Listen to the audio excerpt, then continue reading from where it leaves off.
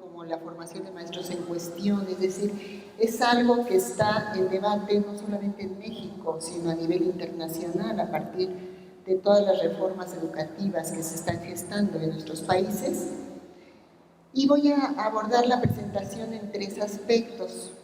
Son tres cuestiones, una rápidamente, aunque todos ustedes las conocen, pero es finalmente el trasfondo de estos cambios, es de las políticas internacionales, es decir, le titulo dilemas en la formación docente. ¿Qué maestro formar? ¿Para qué formarlo? ¿Cómo formarlo? Porque finalmente estamos en medio de discursos que apelan mucho al cambio del maestro, a la necesidad de formarlo mejor, a un maestro de mayor calidad. En México, bueno, estamos pasando por una reforma educativa que todos conocemos y en la cual ahora se habla de un cambio en términos de la función del maestro. Entonces, poder ubicar digamos, los orígenes y sobre todo las cuestiones que compartimos en distintas latitudes respecto de la formación de maestros. ¿Cuáles son los dilemas de esto? Un segundo punto, entender la formación docente como un proceso social, es decir, un proceso que tiene una historia, que tiene sujetos específicos que también tienen una historia, que tienen tradiciones, que tienen costumbres, que tienen formas de abordar su trabajo. Entonces, poder entender quién debe formar al maestro y cómo debe formarse al maestro. No son preguntas baladíes las que estoy poniendo aquí, sino que tienen mucho que ver con una historia. ¿Quién ha formado a los maestros en nuestros países? Cómo ha venido siendo estos cambios en la formación de maestros y también cómo debería formarse al maestro, porque actualmente estamos en una situación en la cual se está planteando un cambio radical de paradigma en términos de la formación de maestros. Y finalmente, aunque fuera muy rápido, no podíamos dejar de pasar lo de formación de maestros y reformas. Y en particular, aquí sí me voy a referir al caso mexicano, es el contexto del nuevo modelo educativo y la reforma actual, es decir, la formación de maestros en este contexto de la actualidad. Bien, si entramos a la primera, podríamos decir que tenemos muchísimos años, más de 25 años, que ha sido un tema recurrente, el papel prioritario que tiene la educación para enfrentar los retos del nuevo siglo. El nuevo siglo se nos presentó como algo que tendríamos que tomar en consideración para analizar la educación que se estaba dando en nuestras escuelas y el nuevo siglo, digamos, o en los albores del nuevo siglo, se presentó una serie, una oleada de reformas en las políticas educativas nacionales en diferentes países. Es decir, en estas políticas el maestro ocupaba un lugar central, un lugar fundamental, pues se partía de la idea de que había cambios vertiginosos, cambios sociales, cambios políticos, cambios tecnológicos, y que el docente debía enfrentar estas nuevas demandas y, por supuesto, su preparación se ponía en el centro. ¿Qué tipo de maestro para una nueva era? Que finalmente es los retos de este nuevo siglo y también la globalización. Las recomendaciones fueron variando según se elaboraran por organismos educativos o por organismos financieros, pero en todas existía un común denominador. El maestro estaba en el centro de los cambios, de la posibilidad de los cambios.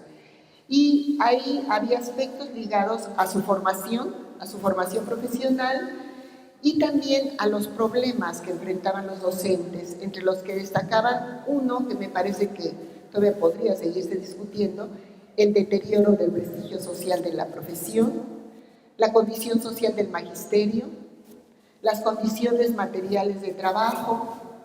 Se hablaba también de docentes desilusionados, docentes cansados, rigidez en los sistemas educativos, rigidez en la organización escolar, en fin. Había una serie de cuestiones que se ponían en la palestra de estas discusiones, pero se planteaba entonces, se que los maestros tendrían que cambiar, pero también se hablaba de las resistencias docentes al cambio.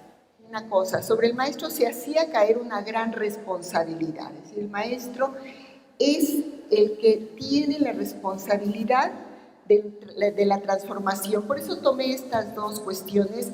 La primera es de 1996, de la 45 Conferencia Internacional de Educación de la UNESCO, donde habla de que la calidad y eficiencia de todo sistema educativo dependen, en último término, de la calidad y eficiencia del profesorado. Esto es de UNESCO y estamos hablando de hace 21 años. Y en el 2008, el célebre informe McKinsey, que es ahí un documento de Barber y Murchel, repite lo mismo. Si se dan cuenta, es una idea que ha permanecido, una idea fuerza, digamos, en que la calidad del sistema educativo tiene como techo la calidad de los docentes. Para América Latina se planteaban entonces desafíos urgentes que se tendrían que atender y que tenían que ver precisamente con la formación de los maestros. Los desafíos estaban en primer lugar en la formación de los maestros, en el plan de estudios, qué planes de estudios estaban teniendo. Se hablaba de currículos que eran ya obsoletos, currículos anticuados, deficientes, con contenidos desarticulados. También en los formadores de docentes se puso el énfasis y en las instituciones formadoras de los maestros.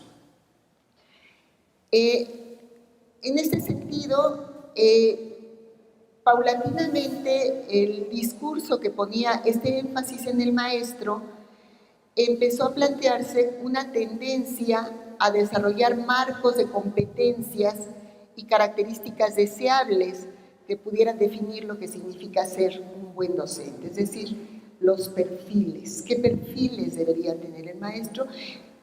Considerando cuáles eran las competencias que ellos debían de tener y qué significaba ser un buen docente.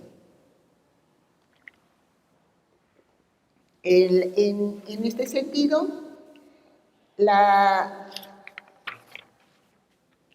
el poder definir lo que significaba un buen docente llevó a paulatinamente ir ampliando el foco, no solamente en aspectos separados, digamos, la formación de maestros, la formación continua o el ingreso, etcétera, sino se empezó a hablar de otro concepto que es el concepto de carreras docentes.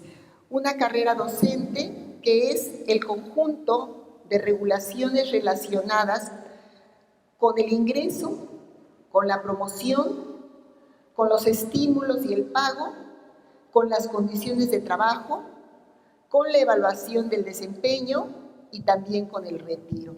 Es decir, como una política continua, no solamente pensar en una nueva formación para los maestros o pensar en cómo deben entrar los maestros, sino todo de manera continua que pudiera permitir pensar en la carrera docente. En este sentido, la carrera docente nos habla de las modificaciones que se tenían que hacer. Es decir, se planteaba que todo estaba eslabonado.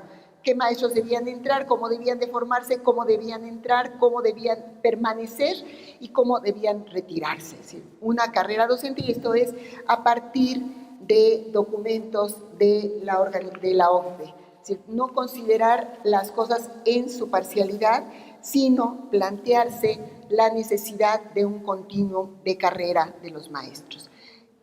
Pasamos al siguiente punto. La formación docente finalmente es un proceso social. Un proceso social que nos permitiría pensar que el trabajo de maestro y las imágenes que se van construyendo en torno a él tienen estrechas ligas con la historia de construcción de la profesión, que teniendo rasgos similares toma características particulares en cada país. Aquí tomé esta cita de Tedesco y de Tenti, en donde está hablando que, bueno, evidentemente los maestros han cambiado, ya no son los mismos del momento constitutivo del Estado, pero hay presente todavía en ellos una conciencia práctica e incluso una conciencia reflexiva que deriva del pasado en los docentes de hoy. Entonces, si uno quiere captar exactamente qué hay de nuevo en el oficio de enseñar, no puede dejar de revisar los momentos fuertes de la trayectoria en el tiempo, los momentos históricos de las trayectorias, y aquí es donde, evidentemente, los maestros no pueden transformarse de la noche a la mañana porque hay una historia y una cultura que se ha venido construyendo respecto de su trabajo. La historia de la formación de los maestros va estrechamente ligada, en primer lugar, a las instituciones que fueron creadas para encargarse de ella. En el caso de México, y creo que en Latinoamérica también, las escuelas normales, que fueron productos políticos de una educación que cada país iba delineando. Y podremos decir, por lo menos, que en América Latina tenemos una historia común en la formación de maestros. Es decir, en esta formación de maestros ha revestido una importancia fundamental que ha permitido apuntalar la consolidación de los estados nacionales. Si hacemos toda una revisión en América Latina, podemos darnos cuenta que la profesión de maestro no solamente era la encargada, no eran solo los encargados de enseñar a leer y escribir conocimientos básicos de matemáticas, ciencias y artes, etcétera, sino que estaba en el centro la preocupación por la formación de ciudadanos, por educar a las futuras generaciones que el país necesitaba para impulsar la conformación de los estados nacionales. Y esto ha sido en en América Latina y tal vez en algunos de Europa también. La formación de maestros en escuelas normales, porque además las escuelas normales, la primera normal en América Latina fue en Perú en 1822, pero en general este cambio en la formación en las escuelas normales empezó a modificarse en la segunda mitad del siglo XX, bajo la concepción de profesionalizar. Actualmente se reporta la existencia de normales solo en 5 países. En algunos textos incluso dicen el antiguo modelo de formación de maestros, ¿no? Solamente en 5 países latinoamericanos hay normales. México es uno de ellos y destaca por su singularidad, pues todas son instituciones de nivel terciario. Por ejemplo, en Colombia las normales forman a los maestros de educación primaria, mientras que la Universidad Pedagógica forma a los maestros de secundaria, ¿no? Y no tienen un nivel terciario, sino van teniendo digamos, como niveles. En México todas son instituciones de nivel terciario, todas para los maestros de preescolar, primaria, secundaria, y ahora empieza a cuestionarse su funcionalidad. Quisiera yo aquí plantear dos ideas que a través del tiempo se han modificado. En primer lugar, estaríamos pensando en 1996-97, se reivindica en México el papel de las normales para formar maestros. Y se decía textualmente, ningún otro tipo de institución podrá realizar con mayor eficacia la tarea de formar a los nuevos maestros. Las normales constituyen un recurso insustituible por la experiencia, dedicación y competencia profesional. Es decir, se rescataba la historia de las normales y toda su experiencia. Y a partir de la reforma educativa del 2013 y hasta la actualidad, este discurso se ha transformado. Ahora las normales son una opción para la formación inicial, una opción entre otras, porque otras instituciones de educación superior podrán ofertar programas autorizados o estudios o carreras afines con perfiles complementarios. Pero la otra cuestión que digamos es como la más fuerte es otras profesiones podrán participar en procesos formativos de actualización docente y aquí no está, pero sobre todo en el ingreso al servicio, que se ha llegado incluso a plantearse la idea de que cualquiera puede ser maestro. Entonces, la pregunta evidentemente es quién debe formar a los maestros, cómo deberían formarse los maestros, cuáles son las cuestiones que tendríamos que considerar para la formación que actualmente me parece que deberían estar en debate. Después, que el desarrollo profesional es cuestión de competencia técnica, es decir, modelos a aplicar. En los procesos de formación continua, digamos, estamos hablando de esta formación que se oferta para maestros en servicio, se omiten generalmente los contextos reales de trabajo, se desconoce la diversidad del trabajo docente y el maestro se convierte más en objeto y no en un sujeto dentro de este proceso. Es una cosa muy curiosa que las escuelas normales que forman maestros no participan en la formación continua. Y últimamente podríamos decir que persiste la duplicidad, hay una oferta abundante, dispersa, heterogénea, y por otro lado, en muchos de los casos, la actualización está alejada de las necesidades de la práctica docente.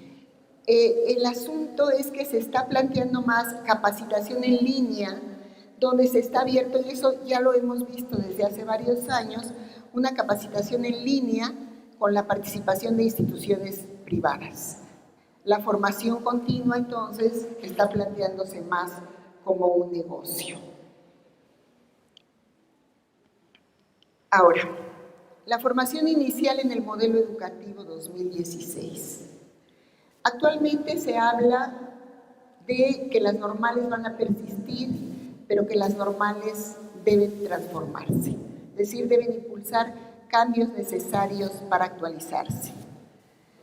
Aquí una palabra que a mí, una frase que a mí me molesta particularmente, porque siempre se ha hablado de la necesidad de convertirse en instituciones de educación superior, y todavía se le agrega en verdaderas instituciones de educación superior, siendo que desde hace 28 años las normales son instituciones de educación superior por el número de años de servicio que tienen, pero que siempre se les ha planteado como en segundo plano, en segundo término, esto que yo les estaba llamando un poco de la discriminación que hay respecto de la formación de maestros. Entonces, convertirse en instituciones de educación superior no se dice muy claramente qué se está pensando. Se está obviando la historia de la formación de las escuelas normales, de la formación en escuelas normales. Se está obviando un diagnóstico del tipo de maestro que se forma en las escuelas normales y solamente se dice que hay necesidad de que se transformen y que debe haber innovación. Innovación, no muy claro hacia dónde, colegialidad y por supuesto que me parece que ahí viene siendo una mirada hacia los formadores de docentes actuales, la renovación y el fortalecimiento de la planta docente. Es decir, que las escuelas normales como escuelas antiguas, con maestros viejos, etcétera, tienen que renovar y fortalecer su planta docente, revisar sus planes de estudio, y aquí le pongo otra vez, porque los planes de estudio se han venido renovando de manera continua. Habíamos tenido un proceso de que casi cada 4 años se cambiaban los planes de estudio. El último plan de estudios duró 10 años, el actual apenas acaba de salir la primera generación y se está pensando en un nuevo cambio de plan de estudios.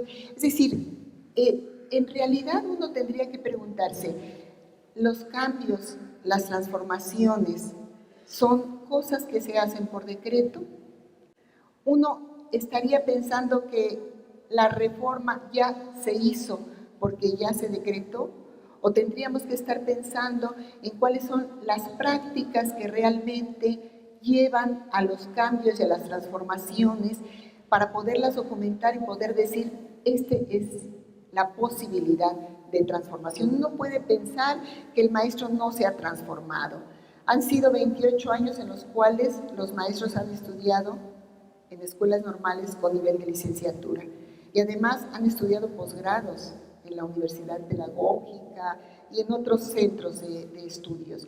¿Qué maestros? ¿Quiénes son los maestros actualmente? Y en ese pensamiento de quiénes son los maestros actualmente, tendríamos que pensar en la heterogeneidad de sus contextos, en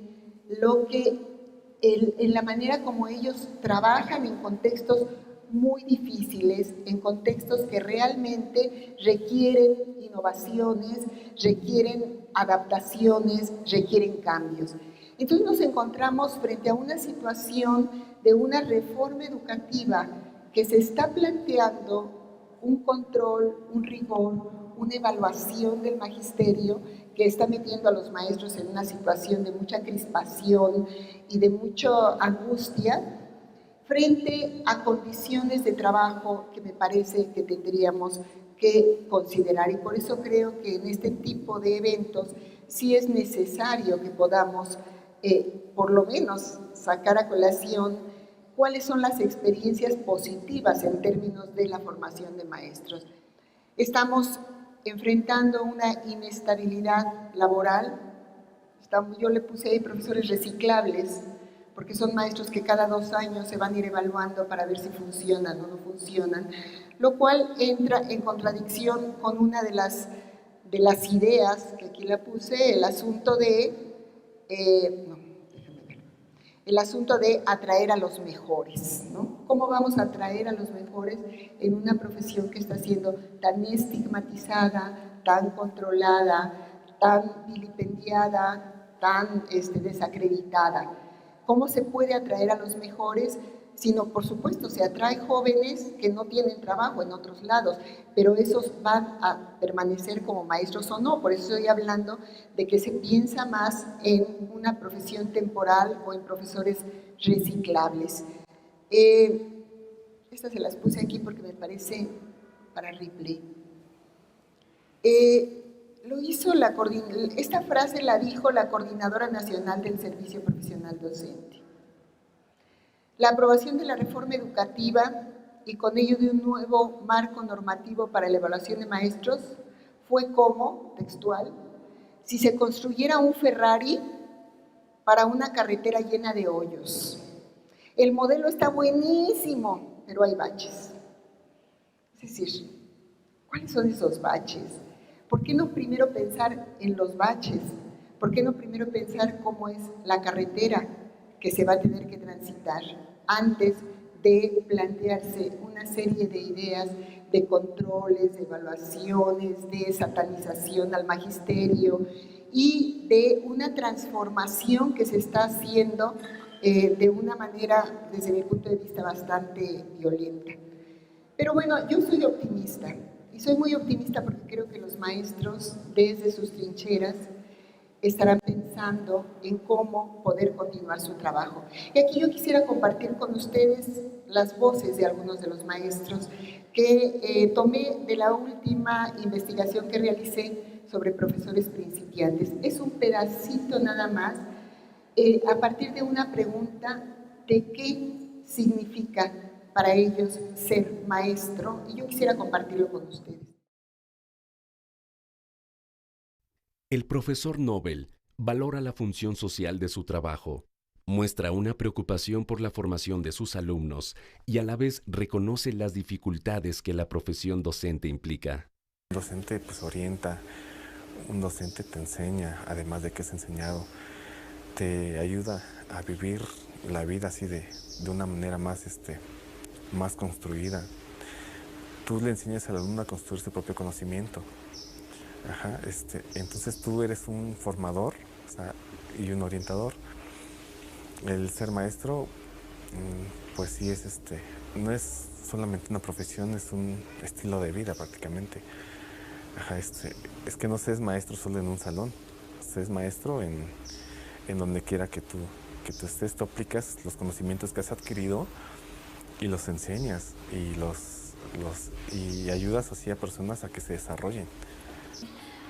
Para mí significa mi vida ya, prácticamente, o sea, ya es algo que tú dices, pues de aquí soy y para adelante, pues echarle ganas, pues tratar de hacer todo, pues todo lo mejor de ti por los niños. Ya por ti, no tanto, pues, o sea, por ellos, pues, por la futura generación que viene, pues, ¿qué le vamos a ofrecer a nuestro México, pues, o a nosotros mismos, pues? Sí, que nos sintamos pues orgullosos de que hicimos algo por ellos, que les transformamos la vida, pues. Yo creo que lo más valioso es ver cómo los niños van aprendiendo todo, porque es muy satisfactorio ver que lo que estás haciendo está resultando. Y a mí me fascinó mucho y quedé sorprendida cuando los niños aprendieron a leer y a escribir. Entonces, ver que el trabajo está dando fruto es lo más satisfactorio. Me gusta ser maestra porque me gusta estar en contacto con los chicos, enseñarles lo poco o lo mucho que sé, independientemente de si algún día me lo reconocen o no. Que esa sería mi meta a largo plazo, que algún día llegue un alumno y se acerque conmigo. Gracias, maestra, porque por usted aprendí a conjugar el verbo o hacer una oración muy sencilla, ¿no? Ese sería que cumplí mi misión en la vida. A mí se me hace indignante que se critique mucho nuestra labor cuando quienes la ejercemos sabemos lo arduo que es, lo complicado que es. No digo difícil, sí es complicado el trabajar con 200 alumnos cuando cada uno tiene necesidades diferentes, ¿no? Diferentes formas de aprender, donde yo como docente tengo que aplicar estrategias diversas para que se pueda dar ese proceso de enseñanza y aprendizaje. Entonces sí es una labor pues muy complicada, pero además poco reconocida, desafortunadamente. Ser maestro es todo, es una gran responsabilidad, como dice el dicho. Los errores de los doctores están enterrados, los errores de nosotros andan divagando por ahí, haciendo películas que no deben de hacer. ¿Cómo formarse? Durante algún tiempo estuvo muy presente la necesidad de la práctica, el acercamiento a las escuelas, el acercamiento a los salones de clase, el acompañamiento de un maestro que fuera el experto, el tutor que pudiera ir guiando. Actualmente, por lo menos en México, ese tipo de cosas parecen olvidadas. Más bien se habla de la necesidad de elevar a un verdadero nivel universitario, cualquier cosa que sea eso, no entiendo a qué se refiere esto, al maestro de educación básica. Y sobre todo, que el maestro se forme en el idioma inglés para que pueda enseñar a los niños el inglés. Es decir, se va a fortalecer un perfil profesional donde se puedan desarrollar habilidades en el idioma inglés para los futuros maestros. Y ya anda ahí nuestro secretario de Educación muy preocupado por conseguir 1,100 maestros de inglés para que vayan a trabajar a las escuelas normales, ¿no?